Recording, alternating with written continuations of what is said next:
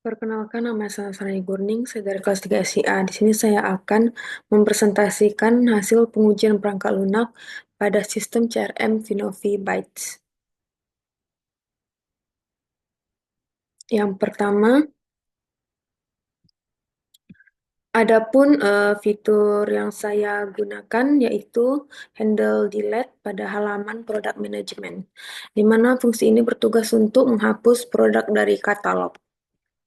Yang kedua ada unit add to chart pada halaman product detail page, di mana fungsi ini digunakan untuk menambahkan produk ke keranjang belanja. Saya memilih kedua fungsi ini karena fungsi ini memiliki beberapa percabangan logika sehingga cocok untuk dilakukan pengujian unit. Pengujian pertama adalah static unit testing, di mana kode ini tidak dijalankan, tetapi direview berdasarkan kualitas kode dan struktur programnya.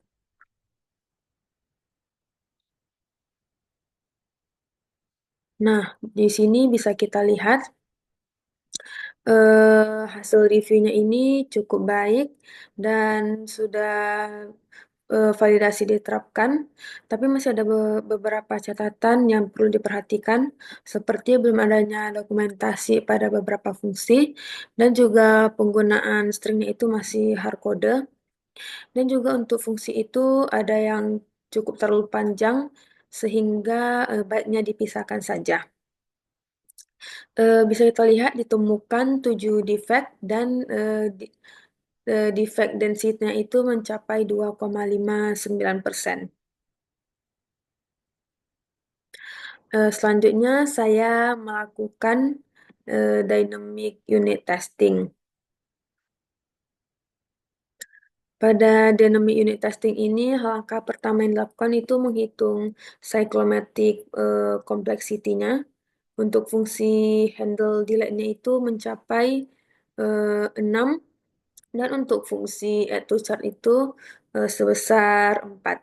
Nilai tersebut akan menunjukkan jumlah independent path yang harus diuji, sehingga diperlukan minimal 6 jalur untuk pengujian handle delete dan 4 jalur untuk add to chart. Selanjutnya ada data flow graph. Pada data flow graph ini digunakan untuk mengidentifikasi hubungan antara proses definisi variabel dengan penggunaan variabel itu sendiri yang disebut definition use chain. Setelah definition use chain itu diperoleh, maka akan disusun skenario pengujiannya. Nah, selanjutnya ada tahapan implementasi dan eksekusi. Pada tahapan ini, saya mengimplementasikan unit test itu menggunakan Fight dan React. Pada fitur order manajemennya itu, ada 9 test case, dan untuk produk detailnya itu terdapat 11 test case, dengan total ada 20 test case. Untuk hasilnya itu menunjukkan total terdapat 2 test file dan 20 test case yang berstatus pass mencapai 100%, sehingga dianggap tidak ada kegagalan. Selanjutnya ada mutation testing. Pada mutation testing ini dilakukan untuk mengetahui kualitas unit test yang telah dibuat menggunakan Striker.js. Striker-nya ini bekerja untuk membuat perubahan kecil pada source code-nya yang kita akan jalankan kembali keseluruhan unit testnya. Jika tes gagal, maka mutannya itu dianggap berhasil deteksi atau kill. Sedangkan tes dianggap tetap lolos atau berhasil, maka mutan itu dianggap survive. Hasil dari mutation testing ini mencapai 115 mutan yang dihasilkan dengan sebanyak 42 mutan yang berhasil deteksi, sedangkan 61 mutan itu masih bertahan. Dengan capaian total mutation score itu 36,52. Selanjutnya ada functional testing menggunakan eh, teknik black box. Adapun pendekatan yang dipilih itu adalah equivalent partition, boundary value analysis, decision table, dan state transition testing. Pengujiannya ini dilakukan untuk kebutuhan bisnisnya tanpa harus menjalankan kodenya. Hasil dari pengujian ini berjalan sesuai harapan, tapi masih bisa kita lihat ada beberapa kegagalan. Seperti validasi quantity itu belum diterapkan dengan baik, karena status yang transaksi itu masih bisa berubah pada kondisi yang seharusnya ditolak. Seharusnya kalau ditolak itu tidak boleh berubah statusnya. Nah, yang terakhir ada metode non-fungsional. Pada metode non-fungsional ini menggunakan code coverage, di mana bertujuan untuk mengukur tingkat maintainability dan testability aplikasi. Ada keseluruhan 20 unit tes yang berhasil dijalankan dengan pass rate 100%. Untuk pencapaiannya ada 88,63 statement, 78,12% branch, 90% fungsional, dan 88,37% lines.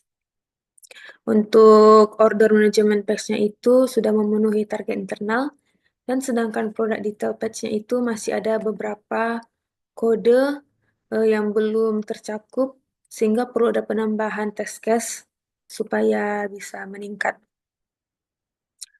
Eh, dari proses pengujian ini, seluruh unit test itu berhasil dijalankan, namun pada mutation testingnya itu masih perlu ditingkatkan karena masih berada pada skor yang lumayan rendah.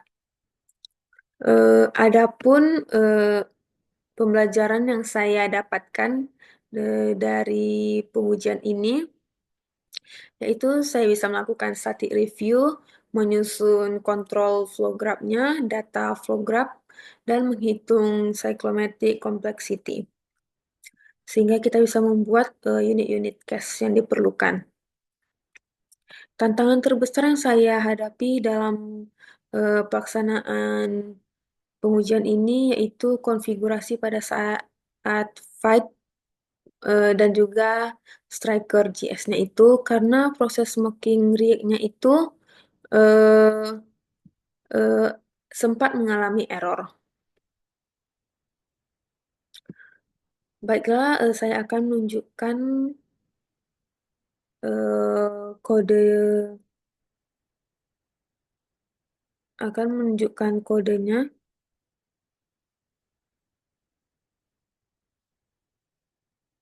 Kita akan ke VS Code.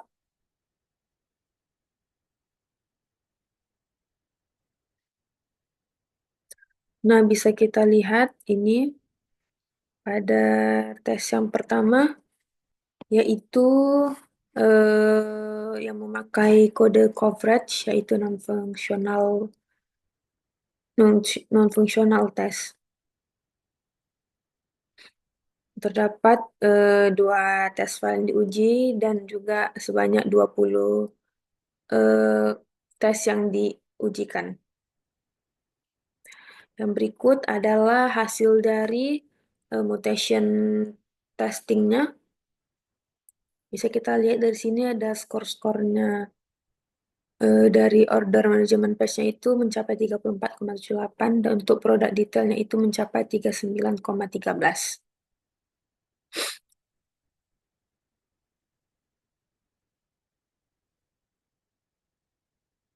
Sebagai kesimpulannya, seluruh proses pengujian ini berhasil dilaksanakan sesuai metode yang sudah ditentukan.